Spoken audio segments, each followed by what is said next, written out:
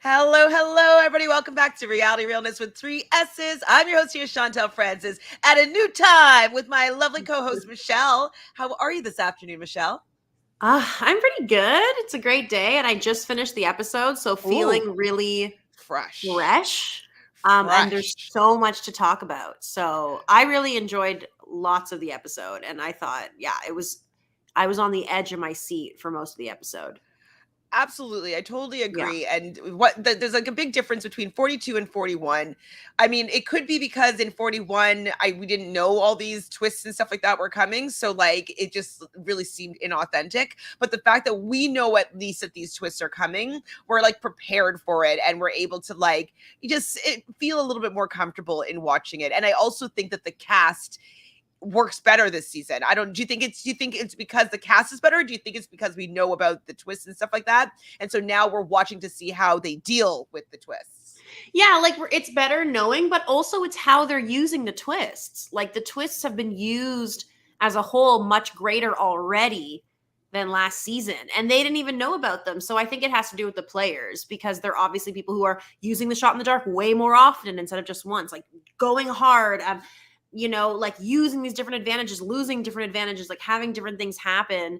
And as a whole, I'm more interested in this cast. There were specific people last season that, like, you know what I mean, I was maybe rooting for a little bit more for different reasons. But in this season, like, man, it's just been really exciting. And there's lots of really good gameplay right now. Like Omar's great. He is killing it. My favorite game for sure so far.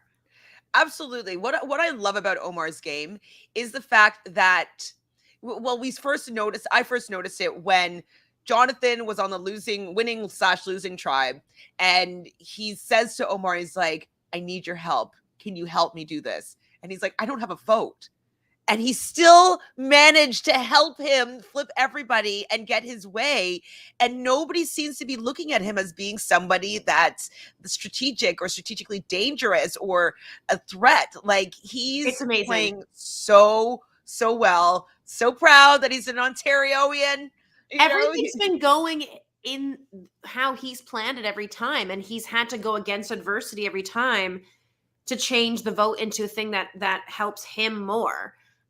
It's amazing to watch. And as you said, yeah, no one sees him as a threat at all, but everyone seems to want to work with him.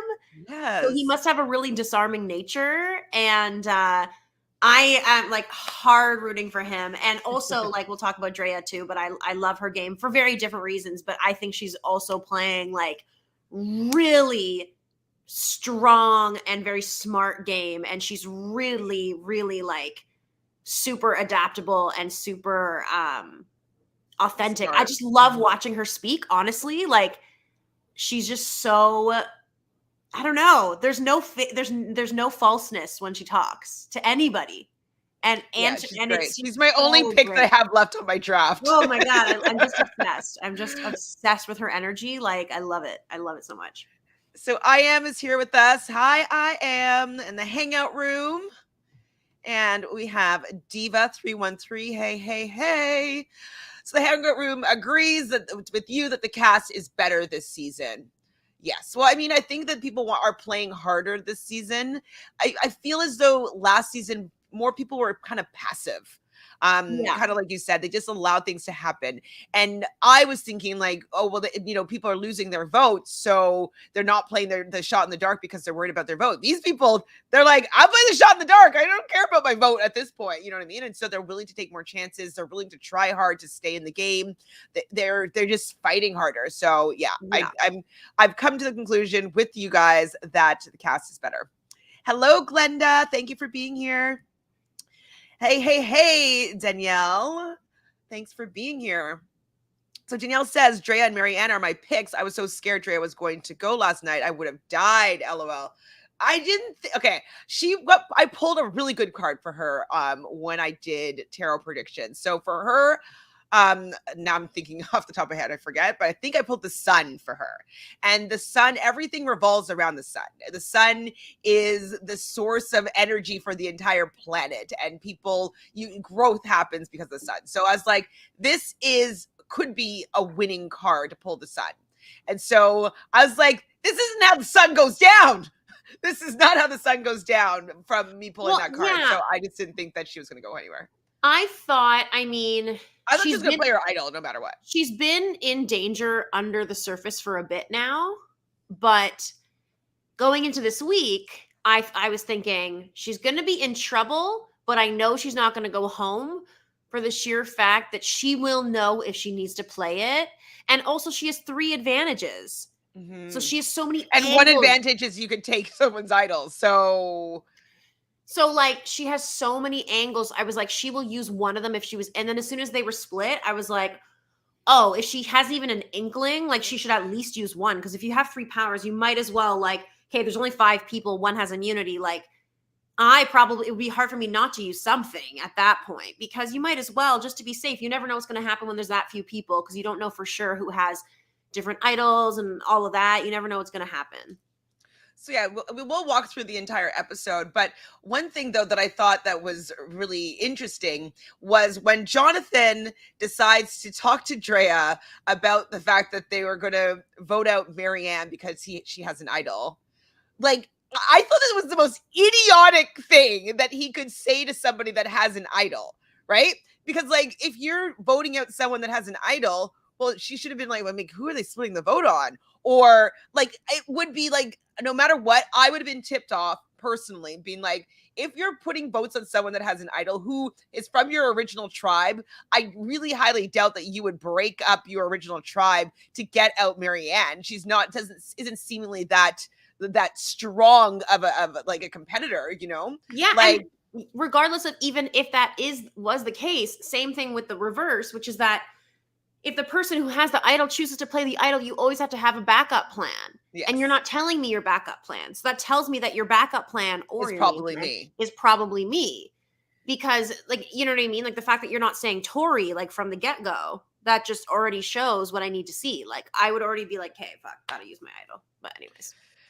Jonathan was not great this episode. Terrible strategy. Bad reads, bad strategy, bad reactions. Like, he plummeted in my eyes yesterday. I was rooting for him because like usually that archetype is not someone that I usually root for, and I was liking him. I loved his relationship with Omar, and then seeing him have that little bit of power, I was like, oh. No. I'm not a fan anymore. I'm sorry, Jonathan. I'm not rooting. Okay, so Danielle says, I was honestly hoping Lindsay was going to go home, but that's just because they never give her camera time. Tori is entertaining to watch. Well, I definitely didn't want Lindsay to go home because she's the only Aquarius left on the season. So she's smart. She is smart. Watching her handle that conversation with Jonathan, where she's like completely calm and being like, well, this is like, you know, this is how could happen. Like, we should probably split the vote onto Tori. And he's just like, why are you getting all upset? And like, getting your feathers in a ruffle. And like, she's like, okay. Like, she was actually accepting the things that he was saying. I don't know if I would be as calm and able to redirect as well as she did. I think she's actually playing a really good game. I know it's not flashy like Tori and her eye rolls and winning immunity and stuff like that.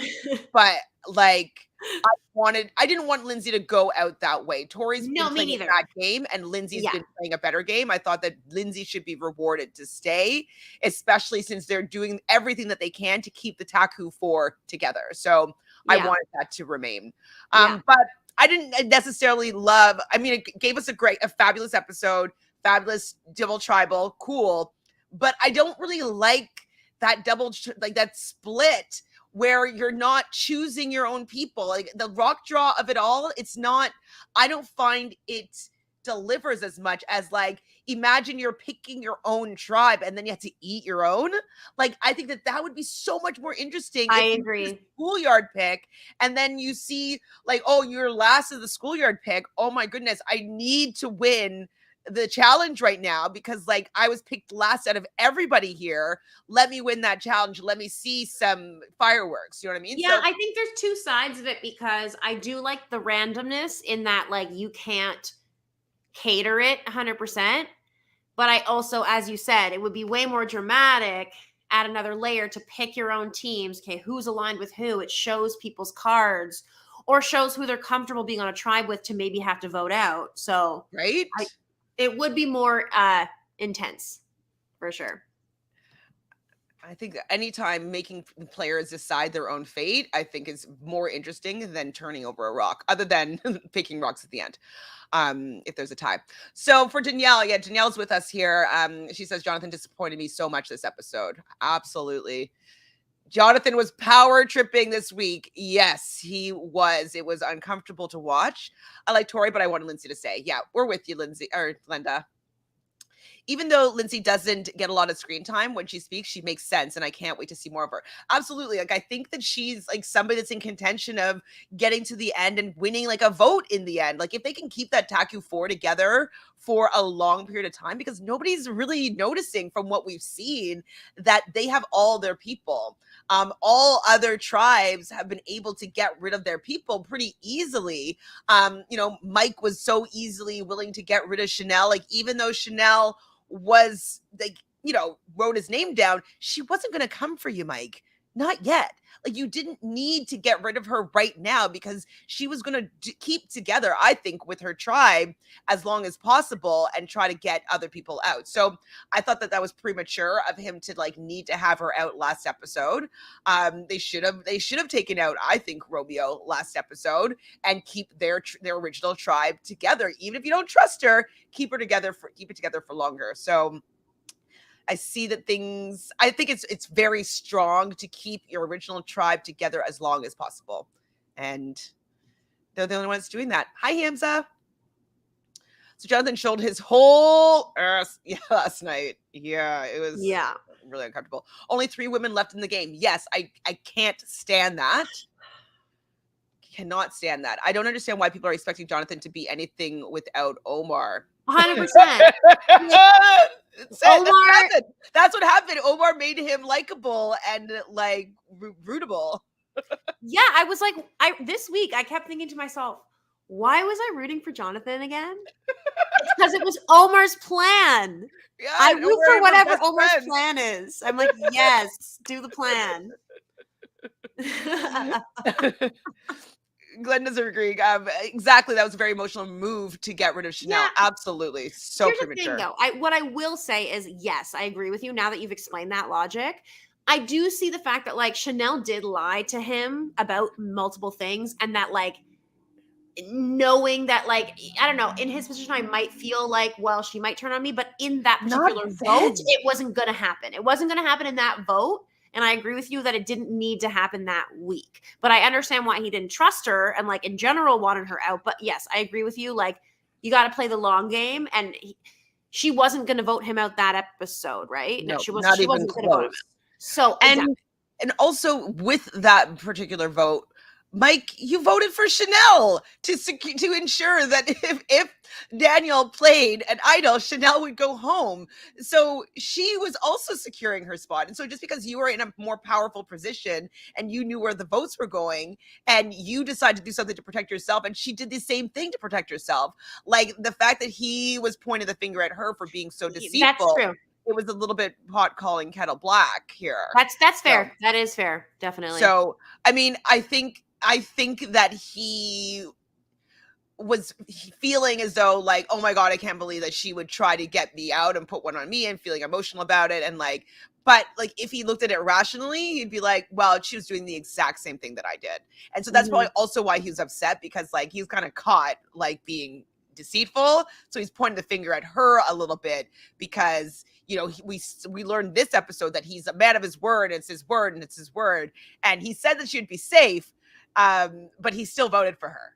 You know what I mean? So I think that it was a little bit of, pointing the finger at someone that's doing the exact same thing that you did, just to kind of alleviate any sort of guilt. Yeah. I think that's what happened there with him. So did we see Jess Lewis's? No, I haven't seen Jessica Lewis's post. I'll see if I can pull that. She was on. She does with on Rob is a podcast with David Bloomberg. They do Why Blank Lost. She was on David versus Goliath or Gen X. I can't remember. She was the lawyer. She got like on the show like a rash on her eyes, and her eyes just looked so painful. The season with David Wright, and Oh, Ken okay, was okay. the I'm sure runner-up. my okay. She was like Is it a post? long. Is Is it it an Twitter Instagram or it's post or probably Twitter? Twitter? Probably Twitter. Okay, let me see. We'll see if we can find that. It was very emotional for him to get out Chanelle, and that's the only vote that went his way.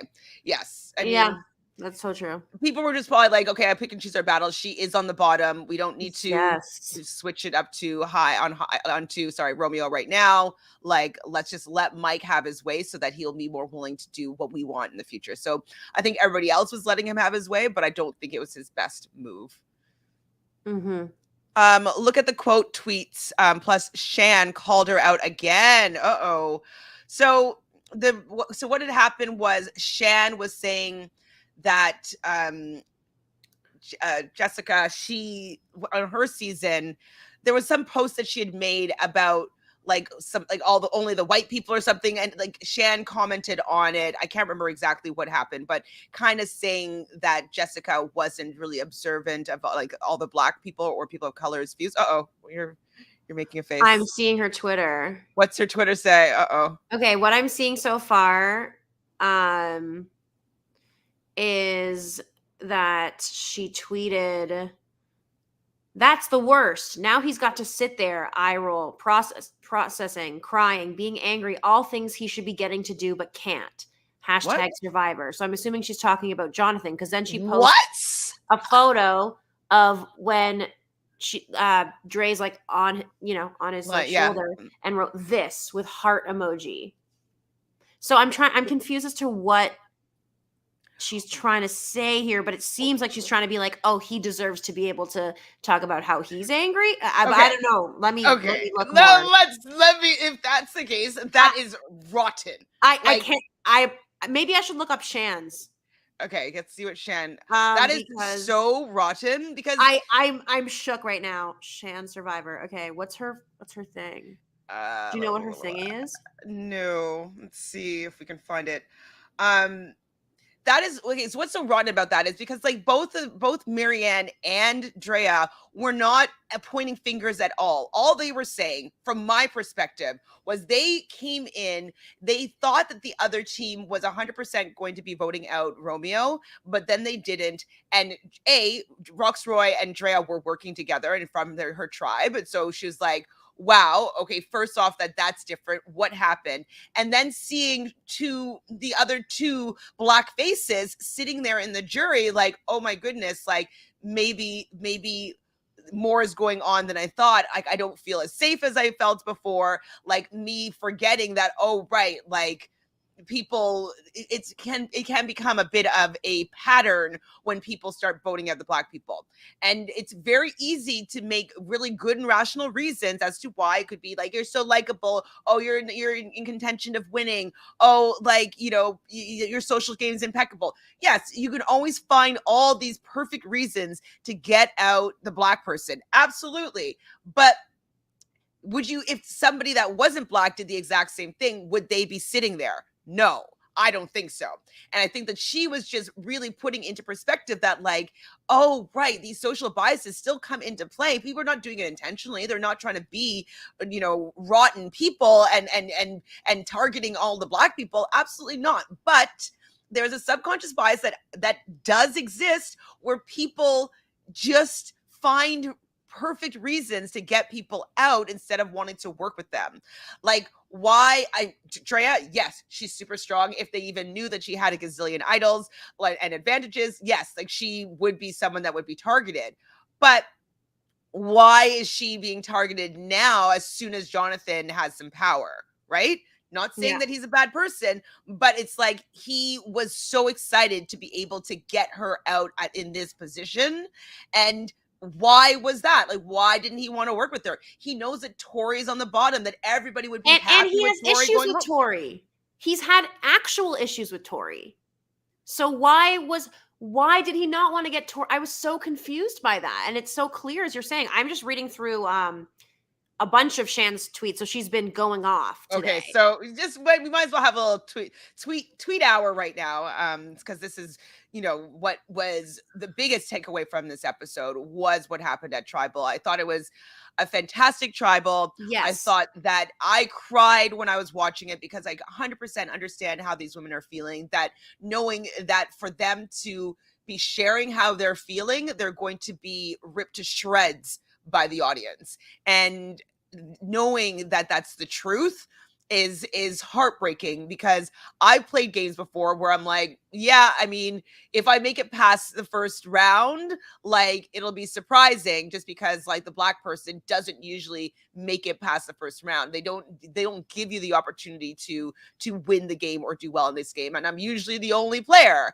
And that is just a fact. Even in another game that I watched that was online, at the double eviction, the two black people that were playing this season were voted out at the double eviction. And it was like, why did they didn't neither of them needed to go out. One of them should have been protected because they were playing in teams, and like if someone from your team, one head of household, your whole team would be safe. And so the fact that they took out somebody like from their team in a double eviction because they were black, I was like, wow, I can't believe, like, even on a small scale, this little online reality game, you're seeing that being black is more dangerous, and you have to get them out of the game rather than having someone that's on your team that can't even get you out right now. Like, they can only benefit you by staying in the game. You Yep. will willing to get rid of them. And I was just like, wow, it's still happening in front of my eyes, and people are not seeing it. They're like, oh no, well, they're both such good social players. It's like, okay, sure, they're good social players, but Yeah. there's a lot of people that could have gone out before them. Anyways, give me some of Essentially, these so tweets. the post that Jessica made of like the picture of them hugging or whatever, Mhm. Shan just wrote, I just can't. Y'all remember the many faces of Tribal from last season. And then she writes, at Jessica Lewis, I trust you are a wonderful person, but I do think, given the fact that you podcast with Rob has a podcast, a course/workshop. Oh, sorry. I do think, given the fact that you podcast with Rob, a course/workshop on implicit racial bias or how unconscious attitudes affect how we perceive the world would be a great option for you. Boy, it would be, Yeah. because if that's your go-to response, it's just kind of like, oh boy. Um, so let me just catch up on these comments. Okay, so I knew Roxroy was leaving when he said that they got to be guys and chill. Do we see Yeah. High being in trouble next week? I'm not sure what's happening next week with all the different, like, with the clips that we saw. It seems like a lot of people might be in trouble next week. I think High is going to be able to come out. I think that he's a strong enough player. And wait, so who was Lindsay saying, like, ooh, she was talking to Omar, right? Was it like to get out Yeah. Jonathan? I think So so. Yeah, it was about Jonathan. so if Jonathan doesn't win, I think that it's time for him to go, because I think that Lindsay saw how unreasonable he was when he had a little power, that he's not somebody that's working well with them. And it also will look good to keeping the Taku 3 together to lose their big guy. And so they can probably just like blend back in and not be super threats. So Exactly. I 1,000% agree with that. Yeah. that is rotten. I'm gonna start saying that. Fantastic. Yeah, I Chantel did find Smith, her Twitter. yes, thank you, Hamza. I think it's mostly the picture post. The other post I think might be about Roxroy. Okay. It's just funny that her takeaway from that tribal was Drea pretty much having to hug him so he doesn't get vilified more than one part of Survivor. Yeah, I mean, I do think that Drea was hugging him to make him not feel, because like as soon as they're bringing up how they were feeling, he was like, well, I feel like you're saying that I'm racist. And we're just like, whoa, sorry. When did this become about you? Like, so was your intentions, now that you're looking at them, being like, oh, interesting, the only two people that I was really willing to take out this episode when I had a little bit of power were the two black women. Interesting. Yes, they both have idols. I see that. But Marianne would use her idol on you. Like, she would use it with you in this game. So getting Marianne out, that's just like, shouldn't be even a possibility. So And then the fact that you want to take Dre out, which I get it, she's strong and she has a lot of trinkets, but like it should have been Tori. And so I'm wondering if he got all up in arms about it was because like he was recognizing that he was playing racially. Yeah, and it's hard to be confronted, I'm sure, in that moment. Yeah. Because obviously you feel you're not trying to be quote unquote racist or whatever, and that's not what it's about. These things are coming through, and they've come through season after season. You really do see the patterns. She posted another one, Shan, of like 3 different seasons where it was like 3 Black people out, bam, bam, bam in a row. It always happens. Even her season, last season, literally the same thing.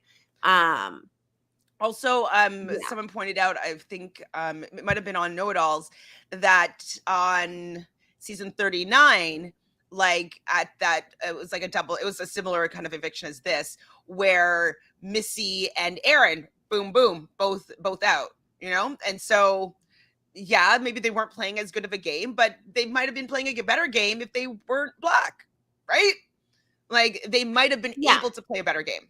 And also the thing is, Jonathan does not know how many advantages Dre has. He knew that, I guess, that she had an idol perhaps, but he didn't even really know anything else. So like, there isn't like this extra reason to target her. We know how much power she really has, but he didn't even really know that. And like, he's not really, we can tell by this episode that his strategy is not all there. He's literally planning to get someone out and not even thinking about a backup plan, knowing full well that the backup plan would be Marianne going, and him obviously not being upset by that. And is it because he wanted to subconsciously take out a Black woman when he has power? And so the fact that she's leaning his head on him to make him feel better about the fact that he was making some decisions that might not have been solely strategic, like it's really frustrating that she has to do that. You know what I mean? That she has to make him feel better about his white fragility. It's a little bit frustrating. Yeah. Jonathan brought up racism out of nowhere. No one called him racist. Absolutely. And nobody even said that word, I don't believe, until he brought it up. So I feel like you're calling me racist. And it's like, we only said how we felt a certain type of way seeing 2 people that look like us on the jury back to back. And she knew that Marianne was the vote, and Marianne knew that Drea was the vote. So it would be a third person there, no matter what, from both their perspectives. Knew. Yeah. So I'm looking at Shan's tweets, and she is telling the truth. Yeah. Wonder, did she say anything else? What else is she saying? It was very powerful. I cried with you. Absolutely. It was so heartbreaking. I definitely cried looking at that tribal. Absolutely. Yeah. Season in and out, we watch people of color go out first, especially pre-merge. So seeing 2 Black people on the jury is a pattern we are used to. Absolutely. But when you see it like that, it makes you remember like what world we live in. Right? Exactly. I will call Jonathan racist even if Drea doesn't want to. I mean, I'm not going to call anything, but his actions didn't seem supportive of the Black people in the tribe.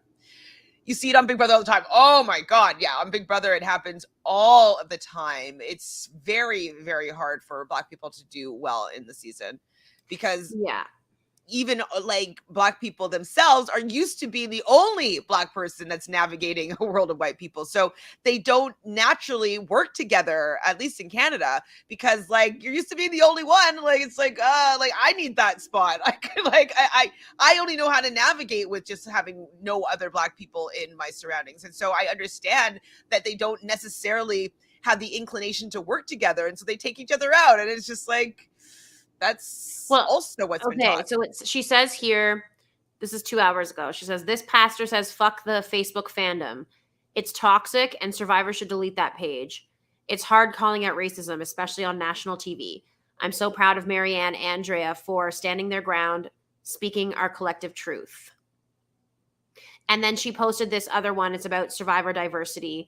And it just shows about like this blind spot, whatever. And like how you can see different people that were voted out and different in the history, and just like about the conscious bias and all of that. And even Hi, from Big Naomi. Brother too. Sorry. Absolutely. No, go. Yeah, go. I thought you were. No, like they're even posting like, yeah, like this Big Brother, when these three, David and Yeah, yeah. Kemi and Ovi. Yeah. Hi, Naomi. So Naomi says, I got teary-eyed and protected because I knew what they would have to endure after the episode. Absolutely. And speaking of like the Facebook part of it all, I just like want to read like a couple of things that were in that Facebook group. Because I was like, after the episode, I was like, oh my God, Facebook is going to be like on a rampage. So this is the Survivor season 42 Facebook group. So this guy wrote, it was a great season until the race card was brought up. Literally not voting you out because you are a POC. Drea, they wanted to flush that idol out. And didn't you vote out a POC? Chanelle, you literally voted her out. What the F? Then you go back on it? It really angers me and very sad the world is like this. It's outwit, outplay, outlast. Has nothing to do with color. I'm so over it. Good for Jonathan because I also was feeling some type of way. So disgusting. Wow. And then people like were just like, oh yeah, preach, like, you know, thinking that that's like such a great response. Yeah, people are just, how? I don't. Another person Wow. was like, race card at its finest. Nobody brought up race, but two people, and then decided they will vote someone out solely because of race. Things that make you go, And then this person was like, I didn't notice color till it came up. Kind of like I didn't know Romeo's was part of the alphabet community until he made it part of the comments. Oh my God. This is like literally the response right after the episode where I was like, wow, this is so, I thought that they articulated themselves so beautifully. I thought Me that too. Wow. I thought it was really interesting to see that as soon as we increase the diversity, this conversation comes up, right? And I think it's fascinating, and I do think it's something that's needed because as you increase diversity, you're also going to be increasing seeing people's life experience and their stories, and that is going to be very challenging for people that never had that experience and be like, well, why is it all on our show now? Why is it all about race now? It's like, well, do you know what? When we're watching real people on a TV show that don't look like you, they're going to have different life, like, you know, histories that you have had, and they're going to be seeing the world through a completely different lens. And it can't just be game when your skin color has part to do with how people see you, perceive you, treat you. And so go through Facebook, like your jaw will hit the floor. Your jaw will hit the floor. Oh my God. These people are the worst. I'm and even they even acknowledge it. They even say, I know that if one of us didn't play our idol, because obviously no one's going to vote for us now, they can't after this and now it's just going to be because of race. If we used race, if we don't use our idols now, so now we're forced to flush our idols and we have to use them. I can't hear you. Oh, your sound. Sorry, I was coughing. I put myself on mute. No, So no, 100%. Like they had to use their idols because they didn't want people to say that they were using race as strategy, and that was something that Shan was worried about. That Jamar was doing. That was using, you know, their conversations that they were having about race as strategy, and so it becomes a really fine line. And a game that I was playing, another Black woman used race as strategy with me, and I was furious about it because like, don't say that then. Like, if you're not going to be like, let's be the only two Black women that are going to be working this game together, let's like not vote each other out. Like, if you're going to say that, you have to stick by it, or just don't say that at all. Because like, I was just disgusted by someone choosing to bond on that level and then kind of going back against it. So like, I understood why I felt so bad that they can't even play the game properly because of the color of their skin. They can't keep their idols because of the color of their skin. Yeah. And it's very frustrating that other people don't have to do that. And people in Facebook don't even recognize that. Yes, Glenda, he got defensive for absolutely no reason. Yes, it was Jamal and Aaron and Missy and Drea didn't want that to happen again. I forgot that Jamal was part of that trio as well, like the order, like the first people in the jury. So another thing in the Facebook group, it just popped up. We are witnessing the demise of Survivor. The last few seasons have been horrible.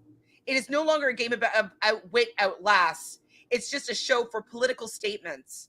People have been worried about who will replace Jeff. Nobody. The show will just be allowed to die because it's no longer Survivor.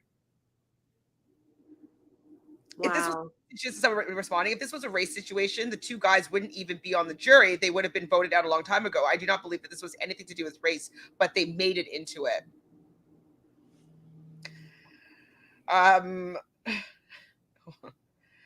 This is the first time I agree that Survivor has gone downhill.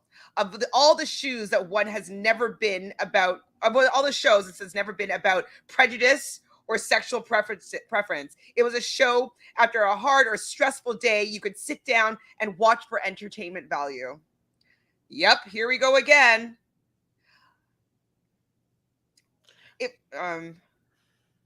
Yep, I believe that too. After last night, I'm done. I was hoping to see Jonathan win, but I won't now because I'm done watching. Bye-bye, Survivor. It needs to be like when Richard Hatch, Rupert, Robert, Boston Rob, and etc. were on the show. That's when it was delivered outwit, outlast. So those are all the responses on that post.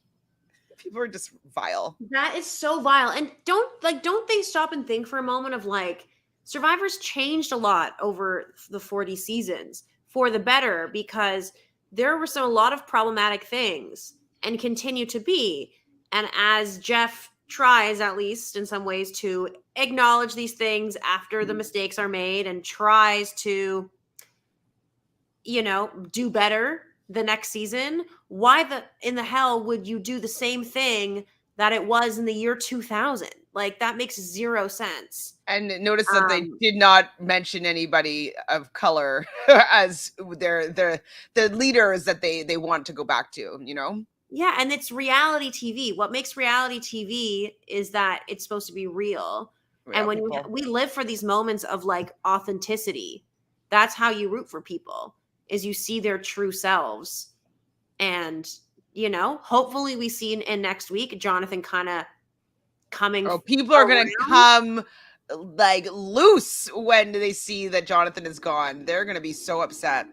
Hi, Jessica. So Jessica says, I was going to let Jonathan slide, but when he called Drea aggressive, I was done. Drea did not raise her voice, did not curse, or do anything aggressive, in my opinion. Absolutely not. And like, Jeff kept on asking her. She's like, I don't know. I don't know how to feel. I don't know how to think. Like, Jeff kind of kept on probing her to like articulate what she was feeling and what she was expecting. She was just keeping it internal, and she wanted to probably she was just probably going to play her idol and let things play out. But she knew that the other vote was Marianne, and she didn't want Marianne to go because she was going to be playing her idol. And so that's where all this, the inner conflict was coming. It's that she didn't want a third black face to be sitting on the jury, first three people. She didn't want to see it. She didn't want to be a part of that. And oh my gosh, these people are so frustrating.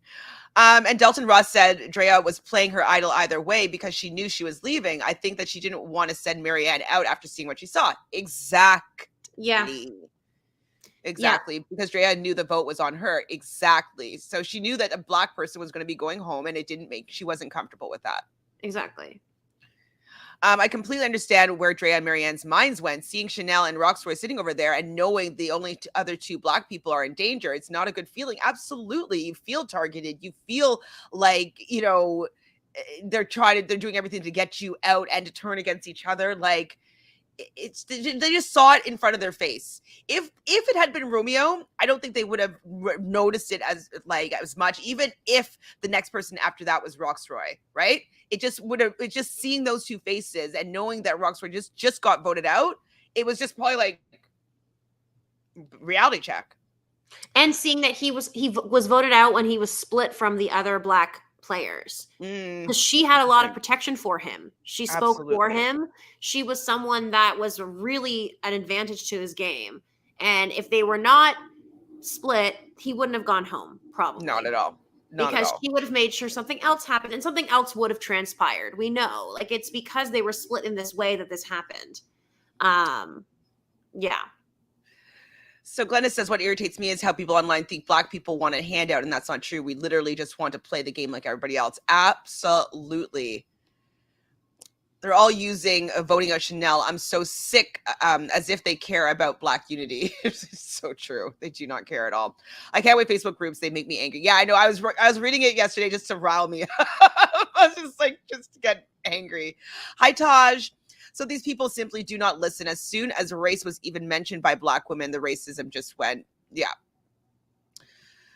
Like, they didn't even say the words, though. Jonathan was the person that said the words from what I saw. Yeah. Which is also very interesting, that they're not, like, they're just labeling their experience, and he took it a certain way, and the Facebook group are supporting him. Yeah. How come Jonathan was allowed to use gender as strategy, but it becomes a problem when Drea could possibly do the same? I mean, I think that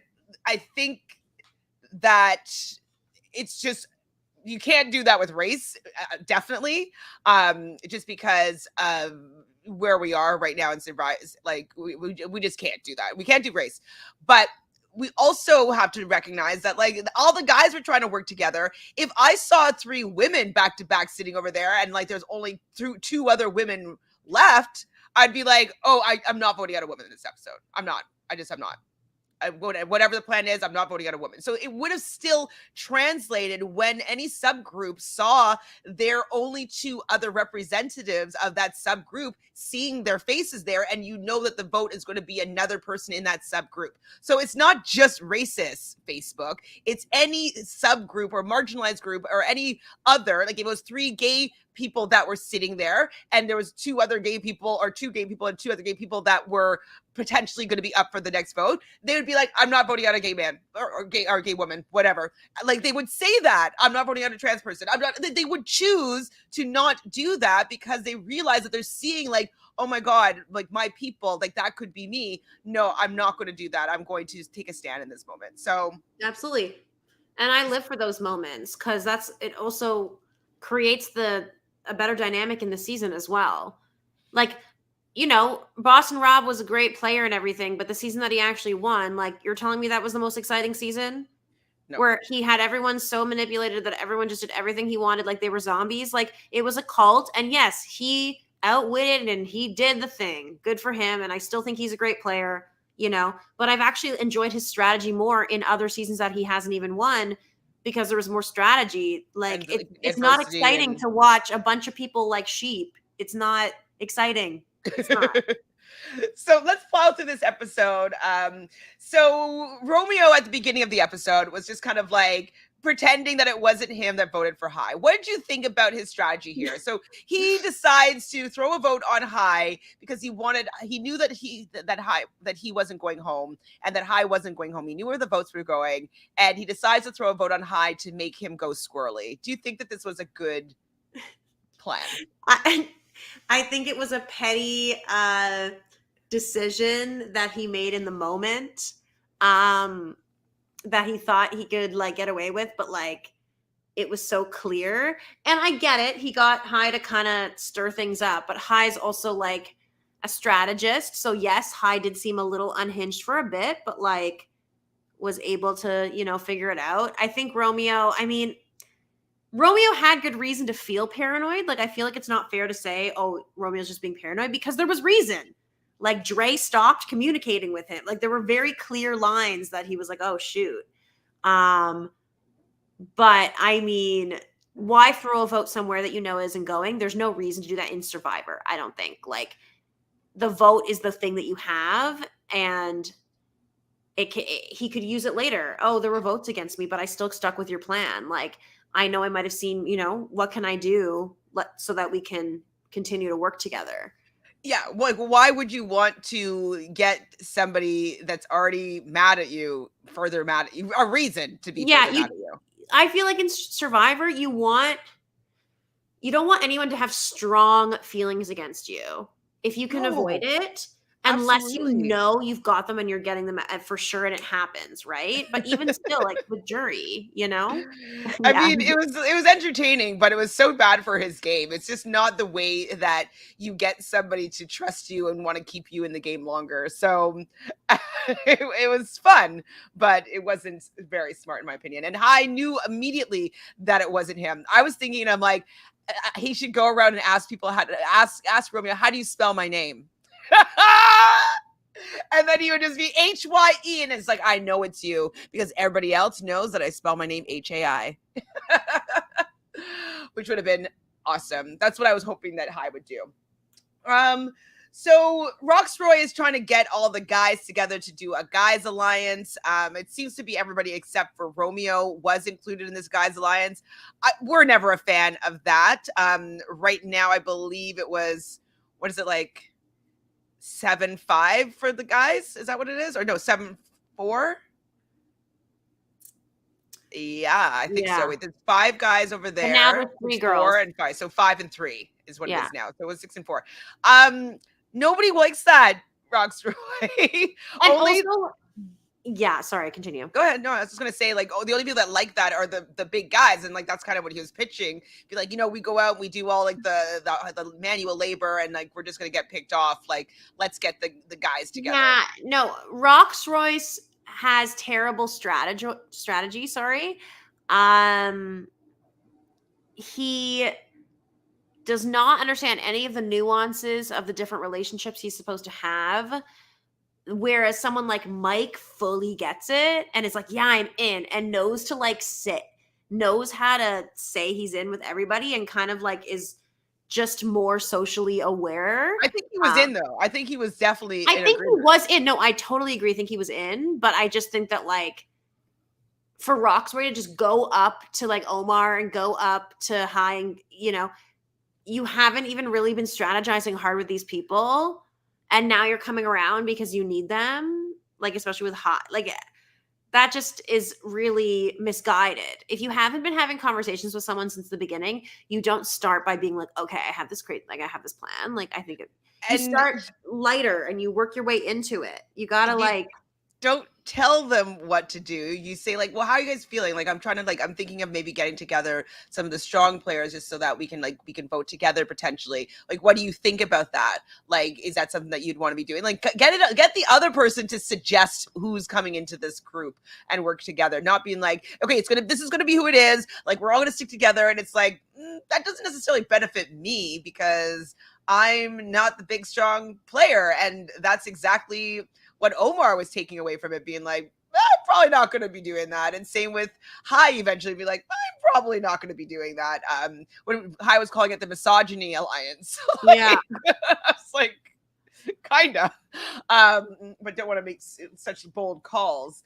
But definitely I was like, Roxroy, you don't have the finesse to be able to get a group together, and especially not an all guys group with people that don't identify with the let's bros stay together type vibe. Yeah. Not many's vibe. So we're right into the immunity challenge right at the beginning. And we've seen this one before where they're standing on this triangle platform with like a little ledge for their feet. And they're going to be doing this in the 2 tribes. And so this is how we're going to have 2 immunity winners. And then we're going to be having 2 tribal councils. And so they're separated in blue and orange. And the water was really rough this day. I think that they should have maybe changed the challenge to like another day. But people were on for like a second. And I think the whole challenge in its entirety lasts maybe 3 minutes. Like, because I feel like we saw it in real time. Yeah, 100%. It was so quick, but I don't know. It made it really exciting. And I was really happy to see Hai do so well because I was like, whew. Yeah, I didn't want Hai to be a casualty of the fact that he was vulnerable and it was going to be in these split tribes, and maybe Romeo would be able to get one up on him because he's on the same tribe as Romeo. So I don't know if I wrote down. Okay, the split is, so on the blue tribe, it's Drea, Jonathan, Tori, Lindsay, and Marianne. And then on the orange, group, it's Mike, Roxroy, Omar, Romeo, and Hai. So on the orange tribe, like, that's not a good position to be in, especially since you just made this like all guys alliance thing. It's like, okay, well now we already have to turn on each other. I don't think Romeo was included specifically, but Yeah. so I just thought that Romeo was most likely going to go. But if Hai wasn't safe, it would have been, I would just be a little bit nervous for him. Me too. Just a little bit. On from the other team, though, the person I was most nervous for, I mean, it was for Tori. I thought that she was the odd person out on this tribe, considering 100%. Jonathan, Lindsay, and Marianne are all from one tribe. And I guess he was deciding to go for Drea, but like I thought that Tori was going to be the move there. It was going to be pretty simple. And so they were doing it. Marianne's out in like a second. Roxroy's out. Like everybody just like falling into the water. Eventually, it's Hai, Romeo, Lindsay, and Jonathan. Romeo falls off, and then Hai, now he has immunity, and they also have a secondary prize where whoever lasts the longest will win chicken and beef kebabs for their group. So Hai is trying to stay on as long as he can for that. Lindsay was being a champion and staying on for a very long time. Did Hai eventually fall off or no? No. Or Lindsay fell off and then Hai and then Jonathan won. Yeah. So Jonathan did manage. I thought he was going to fall off, and I thought that Lindsay was going to win immunity this round. I really did, because she had so many saves. I think it shows that she has some individual wins in her future. Yes. Because she's clearly really good with, like, she clearly has a lot of core strength. Yeah. And some of the challenges are easier for smaller bodies in some, like if you have less muscle, easier to hold up in some capacity. So less muscle, she seems not too tall, so lower center of gravity. So balancing stuff, we can see now that she's really good at core stuff. So I can see her maybe doing good at some of these, maybe even the one where they clutch onto the pole and like the monkey one. She might be good at that. Like Jonathan I can't imagine him being good at that. He's too heavy to be like holding his entire body on his fingertips. I don't think he's going to be good at that. So Jonathan wins for their group. And so they're going to get to have chicken and beef kebabs over at they get to go back to their regular tribe, like regular camp. And the losing tribe has to go back to the Taku's old beach. So Omar doesn't want to take out Romeo, which I thought was interesting. That I was like, Omar, here you go again.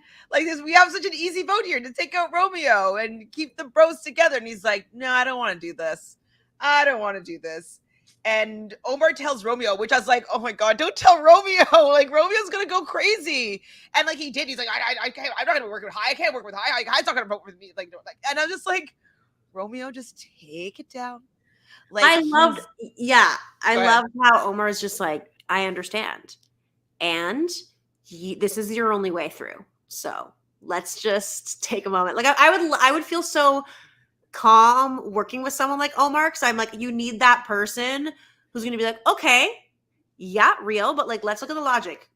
How are we going to get through this vote? Right? Yeah. So would you rather not try to get Hai to work with us, and then you would be the automatic vote? Yeah. Or let's do something. And then I'd be like, okay, yep, 100%. Rein in those emotions. Let's get working, But he was just like immediately about to like explode. I'm like, just chill, Romeo. You are getting your lifeline right here. Like he is offering you safety in this game if you just relax. Yeah. So Hai needs to tell Mike now about this. And so like Hai, and that's the difference between Hai's game and Romeo's game, is like Hai knows that he has a problem with Romeo, but he's not afraid of Romeo at all. Yes. And so he was like, he realized that, like, you know what, like Omar is right. We don't need to take out, I'm sorry. Hai was correct. Omar was correct. Yes. We don't need to take out Romeo right now. Like somebody bigger would be more beneficial for their game, and Hai recognized this. And so I love that he's like, but you know what? I have to tell Mike about this because we are together. Like I don't want him to think that I'm not trustworthy. He values a lot about trust and game and honor and all that stuff. So I had to tell Mike. So I was worried that Mike was going to be able to convince Hai to not do this, to take out Roxroy. And Mike was really conflicted for the fact that like, I'm a man of my word. I gave my word.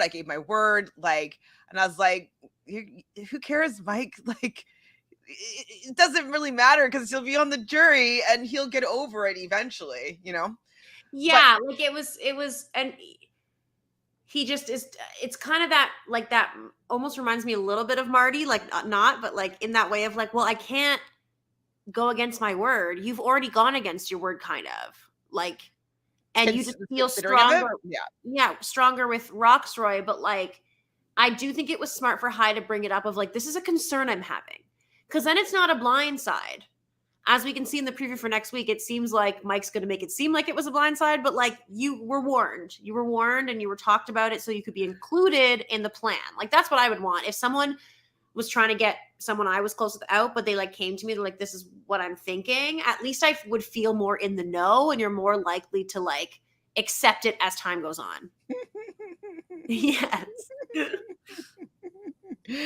Yes. They Omar supremacy, absolutely. With Mike though, I didn't look at who voted for whom. Did everybody vote for Roxroy? Did Mike vote for Roxroy in the end, or did Yes, he did. Oh.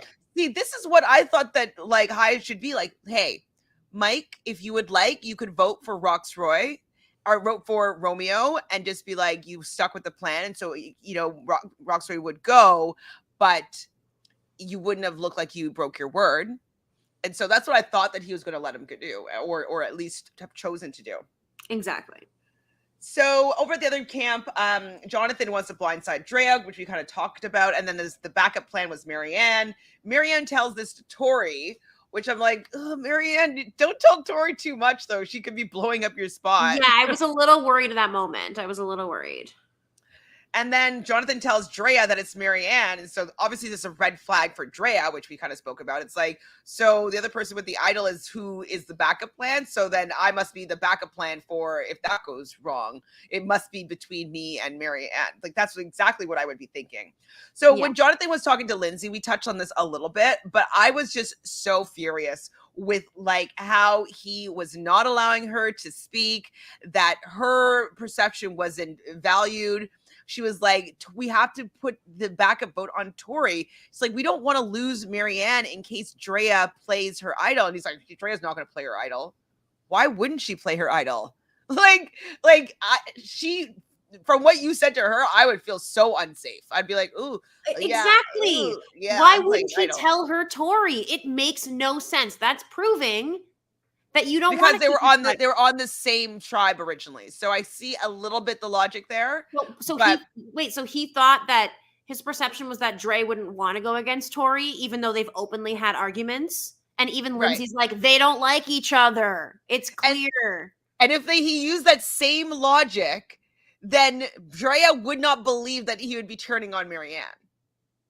Exactly. But they haven't had any obvious fights. Exactly. His logic, there was no logic. There was zero logic. So IM says, I think Jonathan knew exactly what he was saying. He doesn't value Marianne. Fair, maybe. Yeah. But and then Lindsay was bringing that in, being like, we don't want to lose her extra vote and lose her idol for this play. Like that's inane. Like inane. And that's the thing is that's what Lindsay was speaking sense. She's like, we don't want to lose that. And I agree actually with IM in that, like, we knew that Jonathan was annoyed with Marianne previously, right? When she was being annoying and when Top Talking, he's getting annoyed. He clearly has personal wants to get her out because she annoys him. You know what I mean? What's the root of that? You know what I mean? But he clearly is fine with her going over Tori, who Tori would get him out in a heartbeat. She has voted him out. She has voted again. Like, I can't. He's a dum-dum. Yeah.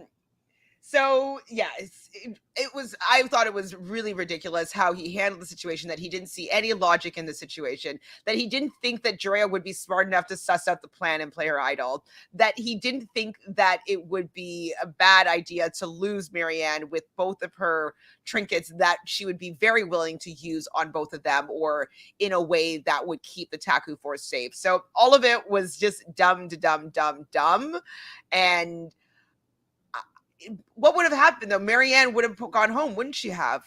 Or do you think that Lindsay switched that vote if things didn't go at tribal the way they did?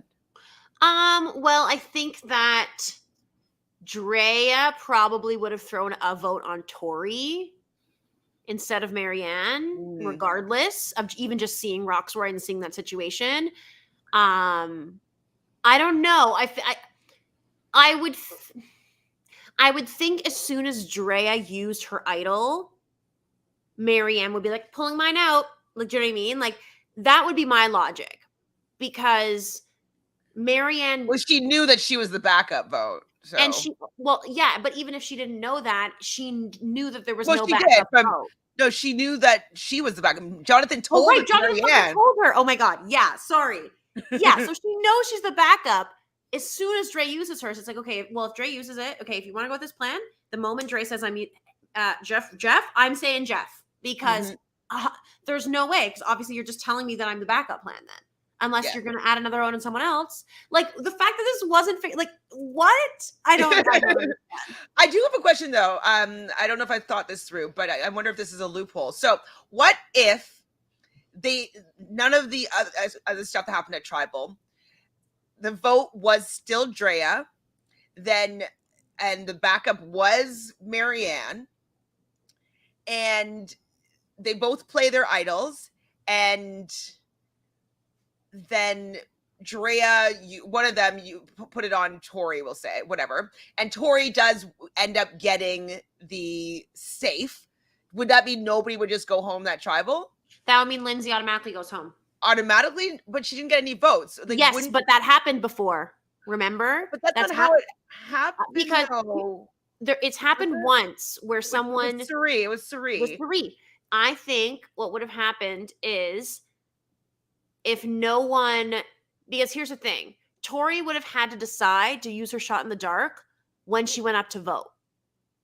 And she wouldn't have... She wouldn't have had a vote. She wouldn't have had a vote.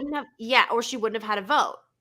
And I don't think that she would have done that if the situation didn't happen. If Roxroy wasn't there and any of this discussion didn't happen, I don't think she would have wasted her vote in that moment, because I think she would have assumed, okay, it'll be Dre or it'll be Marianne. Like, I don't know that she would have risked her shot in the dark. So I think that Tori would have either gone home, or say there were the votes were only for Dre and Marianne, like they kept with what they were going to do. Then they're both safe. Jonathan's safe, so there's a revote, but only Dre and Marianne have to decide who to vote out between the two girls, between Tori and Lindsay, because Tori was doomed. And then Tori would have been doomed. So I think no matter what, and then by then Tori can't use her shot in the dark, because you can't for a revote, right? Right. So I think Jonathan knew exactly what he was saying. He doesn't value. Oh yeah, sorry. I just have accepted that I will get spoiled from previous seasons when I watch Recast now. Oh, I mean, wait, which one did we spoil? Like, that's like season 38, 39 that we talked about. No, but we just spilled another one. But that's like from like 15 years ago. Yeah. Like you will not remember that one. Like, no, it's definitely a season where it's people will spoil that season for sure, because it was called Advantage Get In. And like, it definitely, I mean, I don't remember which number that was, but it does happen. I only watched season 1 to 10 and then 41 to 42. Okay, well, the good ones, there's some good ones that you've missed. So yeah, there's sorry. So I guess you didn't know that Rob won? Oh, yeah, but he was on. So you haven't seen Winners at War season 40?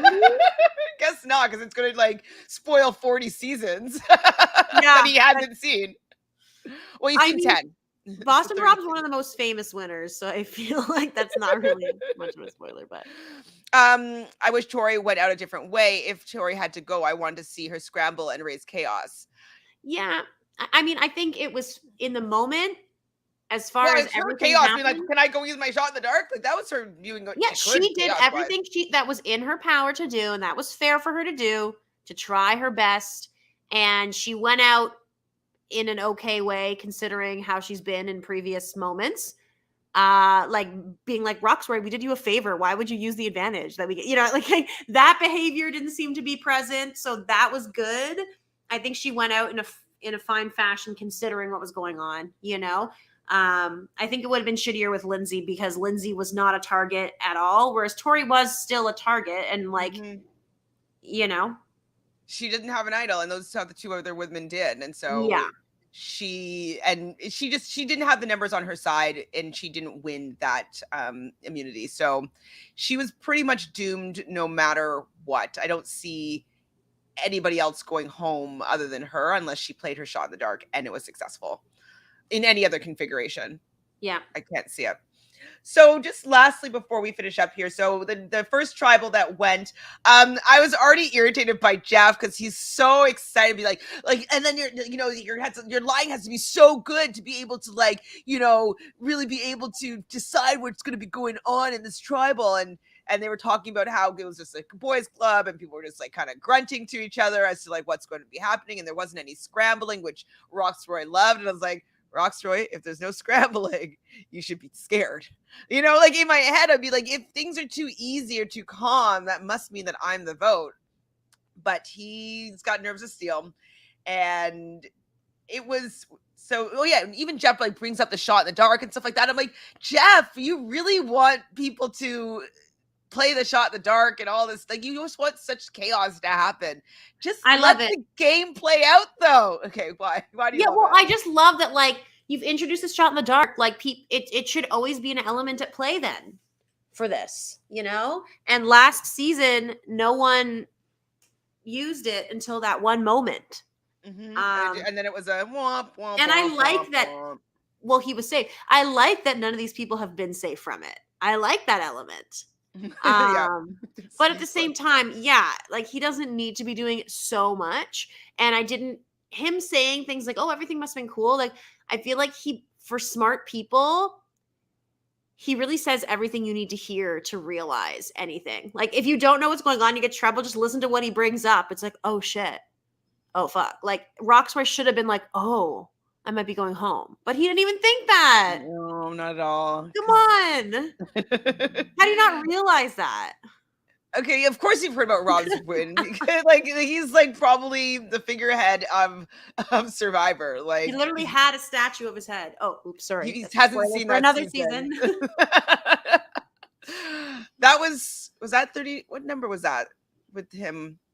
That was 30. 38 was with Dominic, right?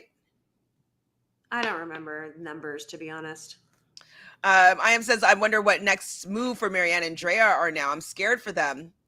There'll be a fine. They both have advantages still. Yeah, I think they're fine for like a few more votes for sure. I think Drea's threat level went down a little bit. I think that Marianne will be protecting Drea a little bit more now that they've had this bond with, that particular tribal. So I just don't think, I think they're going to be okay. I think Jonathan's probably going to go out next. And then things might get a little squirrely again, but I think that the common person could be Jonathan. I can see people being like, he's got to go. Yeah. And then he'll win immunity, and then we'll be like, Romeo. But yeah, the problem is like Mike is not going to want Jonathan gone, because with Jonathan gone, Mike then becomes the biggest dude sort of left. So it might be have to blindside Mike. Sorry. Yeah, they might have to do that. They just may.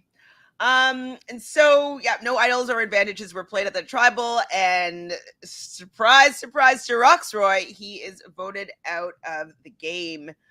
And so he just immediately goes and sits over beside Chanelle. And then that was the beginning of the, I think, pretty epic tribal council that happened afterwards. And And I thought it was a beautiful moment. I thought that it's been really fascinating to see when you increase diversity, these conversations become more prevalent. And as these conversations become more prevalent, you see all the actual racist people kind of rise to the top. And we can see they showing their faces and their fangs. Because like in that Facebook group is like, it's 90% of the people are completely anti-Survivor and the race card and all this stuff. And so it's just very, very interesting to see who is offended by this tribal, and people's reactions I think are fascinating. And it is one of the reasons why I enjoy reality television, because it offers for the opportunity for these conversations to come out where it hadn't come out for 41 seasons. Really, we hadn't seen anything like this, or 40 seasons. No. And not until you increase the diversity that, oh my gosh, like look at what it's uncovering, look at what it's showing us, look at the reflection of society that it's having upon us by just two women feeling that their race is actually something that's affecting their game. And I think it's fascinating. I still want anybody to feel hurt. I don't want anybody to get death threats. I don't want Survivor to go off the air because of this. None of that. But I think that the fact that it offers conversation is very powerful. And, you know, people were always like, oh, it's reality TV, it's such a nothing burger. Like, it's so dumb. I completely dispute that, because I do think that it is a really unique way to have really nuanced conversations. And I'm really happy to be able to host a platform where we get to talk about things. So I'm really grateful for this episode. It might have been tough to watch, and I'm really proud of both of those women for being able to recognize something that they probably would never want to say. You don't want to say these things out loud. You don't want to point out that you are different or that you have had a different life experience. You really, for the most part, want to blend in and be treated as just like everyone else. But sometimes you recognize that you aren't just like everybody else and you are being treated differently. And that's their experience, and I support them 100%. So yeah, I'm going to send them and offer them a lot of love and know that they really are supported, and that, all the bad eggs, whatever, we don't need them, but the good eggs are really, really holding space for them, and really see what they chose to do in this tribal council is to be, they are offering the opportunity for other people's voices to be heard. So I think they did a great job. Especially Marianne. She's so young. She's so young, and she was so real, and she has her heart on her sleeve. But yeah, I was so impressed by the way Drea spoke, the truth that she was speaking, and the understanding and the self-awareness, while she's also kind of breaking down. But she took up the space she needed to, and like, I don't know, it was inspiring to watch, and really frustrating to watch Jonathan react the way he did. I do hope that he looks back on it and sees it from a new way now as a person. Like, do you know what I mean? Like, I hope that he has he doesn't still feel salty about it or anything weird. Like, I hope he's come around, just because he needs to make a statement, because his Facebook crusaders are pushing for him, and I think that he needs to stand up for. I agree. That would be nice for him, and a decent, at least minimum thing for him to do would be to, acknowledge the truth so that these haters can stop, because it's gross. Ugh. So gross. So yeah, that's pretty much the end of the episode, since we already talked about that tribal quite a bit. It was quite powerful also when they both stood up and they gave in their idols, and because they didn't want people to think that they were using racist strategy. They still do think that, which is very frustrating. They tried to remove that. But I love that Marianne was like, I know that I was not in danger tonight. I know that I wasn't going home. I know that I have an idol, but I need for everybody to see that I'm not using racist strategy. So I'm also going to be using my idol tonight. So I thought it was pretty powerful. It was really great. I'm very happy, and I'm very happy that it is not 3 Black people in a row in the jury. And I think that Marianne and Dre are both some of the better players we've seen lately. And I am very excited. They both still have advantages. Like, they're very savvy, and I want to see them go far. I want to see them in the top 4 or whatever. Like, I don't know. I definitely love them, and I definitely love Hai, but Omar for me is playing the best strategic game right now. Probably followed by Hai and Dre, I would say, and then maybe, so they're all at the top for me, as people and as players, I'd say right now. I agree. Yeah. I mean, I think that everybody's pretty. Like Lindsay could be a little bit of a dark horse. I could see her coming up and making some moves. And look like, getting back together with Omar, seeing what they did, hearing the explanation around it. Like, I'm sure that she's going to be supportive of the reasoning why Roxroy went out, because like he definitely wasn't a person that you'd want to keep around, but optically it just didn't look great as a Black person to come in and see that sitting like that order of people. It just doesn't look great. And so I totally understand why they felt like nervous about it. So I'm hoping that Lindsay will, be okay with it in the end and then pivot. And I want to see Lindsay start making some moves. Yeah. I'm also curious to see what the dynamic's going to be in terms of how they're going to explain their tribal to the other people. Like, they're going to come and be like, they're probably going to be like, oh, Tori went home. Like, that makes sense. Like, they might not think anything of it. You don't even know. And then it's going to be like, you have no idea what we just went through. And they're freezing and it's raining and they're emotional. Oh, it was such it's going to be a bad, uncomfortable night for them. That night. Ooh! I can't wait to see. I hope we get a good aftermath. And I wonder if like Jonathan is going to still be really defensive over how he reacted and what went down. I'm very curious to see how he handles it also. Mm-hmm. So, well, that's pretty much it for the episode. Was there anything else that you wanted to talk about before we end this chitty chat? I don't think so, but yeah, it was a really awesome episode, and fuck the Facebook group, obviously. F the Facebook group. Yes. I says I never liked Jonathan, so nothing changes for me. I'm still rooting for Taku. I'm rooting for Taku 100%. 100%. Actually, everybody except for Jonathan on Taku, I want to be in the top. Andrea and Hai. It's a lot of people. Who else is left? Is that it? Mike, nah, I don't need Mike, him anymore. I appreciate the good parts of his game, but I don't need him, and I don't want him necessarily to win unless he does some more impressive stuff moving forward. Yeah, I mean, I like how he's willing to learn about other people's cultures and whatnot, so I think that that's interesting. And I like the fact that he wasn't too hell-bent on keeping Roxroy, that he was able to see the logic in not necessarily going along with that plan. But I'm just curious about his rigidity with like how he needed to have Chanelle gone. And so I'm not sure if he will be as malleable in the future. So he might end up rubbing me the wrong way. Not sure. Yeah. But yeah, and he's not in my top 5 right now. No. So he can go, Romeo can go, and Jonathan can go right now. Yeah. Those are my people that can go in any particular order. Don't mind.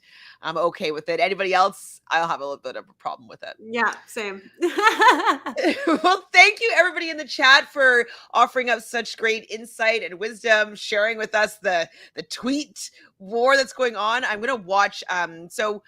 She's on a podcast with David Bloomberg called Why Did Blank Loss? So she will be talking about why Roxroy lost and why Tori lost. And so I'm curious if she will bring up some of these, She's not going to be able to not. Right? So wait, I'm just what? Ew. What do you mean? I've never watched it before. I've never watched that one. I've been on it once. I talked about it they were doing it for Big Brother, and I talked about Tyler when Tyler went out in All Stars. Yeah, so basically David Bloomberg has a set of rules, they go through the rules that he created like season 1 on like why people lose Survivor. And so they go through the checklist. It's like 8 different things of like why somebody lost. It's like you strategize too much, you strategize too little. And there's just like all these different rules that he has. And so they go through everybody's game as to how they fell into these rules. And she's been his co-host for that since her season of Survivor. And so it's very interesting because when it first started, I wasn't necessarily a fan of her. Like, I didn't like her takes. I was always like, and me and my mom would always be like, I like David Bloomberg, but I'm not sure. And he used to do it with Rob more often. And I was like, I don't know if I like his co-host. So I just didn't watch it because I was like, yeah, she's laughs at things I don't find funny. Like, I'm just like, I wasn't really vibing with her. And then I started like watching her a couple other times and I kind of got used to her a little bit. And so I just kind of like got numb to anything that, like, it just became her as opposed to like not enjoying the co-host. And then obviously I did a podcast with her, and so like I got to understand her also on a personal level. So I don't mind her takes now, but it's interesting that she has some bad takes in real life, and so maybe that's what my spidey senses were recognizing, that she might not be as much as an ally as she kind of gives off, you know? Yeah. It's very Interesting. interesting. I'm gonna have to do some more research into this. Yes, definitely going to be doing some research for sure.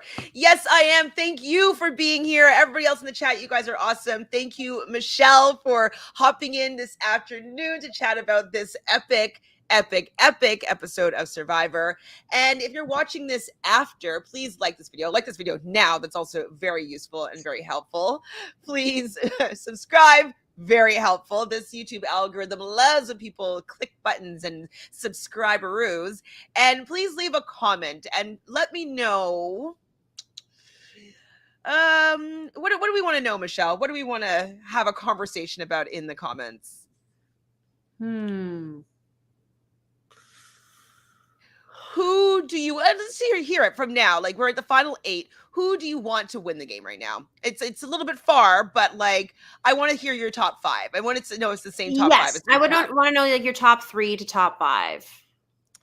Or like top 3, and who do you want out next? That's what I want to know. That is what I would love to know. So please, let's continue on this conversation in the comments, and we'll be seeing you next week. And Michelle and I soon, hopefully with Fanta, we'll be doing our draft for All-Stars. So that coverage is going to be coming up really soon. I'm very much excited about it. I can't wait. I don't know if you've seen it yet, Michelle, but I went with Jonathan online and we did card pulls for each of the players. So yes, we did. Okay, so I'm gonna watch it after this. I did 2. So I did male and female. So it's gonna be a little long, like an hour and a bit each. But yeah, we did some card pulls to see how. Oh my God! Tell me my girl Kellyanne does well this time. I can't remember the card. I'll have to go and look it up, but I'll check it. I'll let you know right after this. Okay. So thanks everybody. We'll see you soon. Bye. Bye.